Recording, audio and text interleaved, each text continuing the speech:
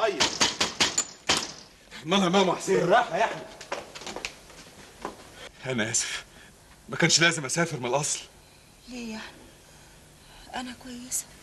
ارتاحي يا زينب، ارتاحي يا حبيبتي. يا ماما الدكتور قال لك ما تقوميش من السرير. ليه؟ مالي؟ اوعي يا ايفون، بلا دكتور بلا غيره. بلاش مقاوح حمال. يا ماما لازم ننفذ كلام الدكتور. ايوه لازم ترتاحي. الله، ايه اللي جرالكم؟ هو انا عيانه للدرجه دي؟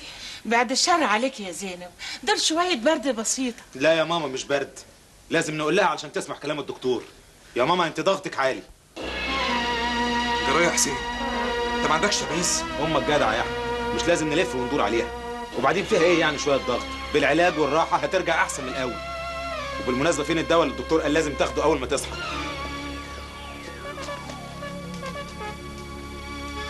خلاص يا زينب،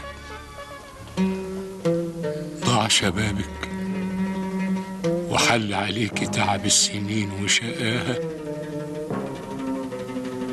حكمتك يا رب أعيش أنا الأرذل العمر وأشوفها بتقع قدامي من غير ما أقدر أريحها وأشيل عنها. يلا يا سمير، يلا يا حبيبتي عشان تلحقي كليتك. وانت يا نوال يلا عشان تلحقي ميعاد مدرستك. كان بناقص النهارده يا ماما، ما جاتش من يوم يعني. الله، احنا قلنا ايه؟ يلا يا اختي انتوا بلاش لكاع. يلا يلا اسمعوا كلام اخوكم حسين، وروني عرض كتافك. الف سلامه يا ماما. بعد الشر عليك يا ماما. وانا كمان هروح على كليتي.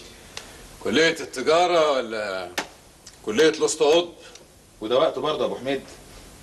طب استنى شويه يا ابو التمييز والعقل. عن اذنك يا ام حسين، البركه فيك بقى خالة ام مكرم. وانت يا باشمهندس لو عندك محاضرات الحقها. رايح كليتك يا باشمهندس؟ ايوه يا ماما، بس قدامي ساعتين.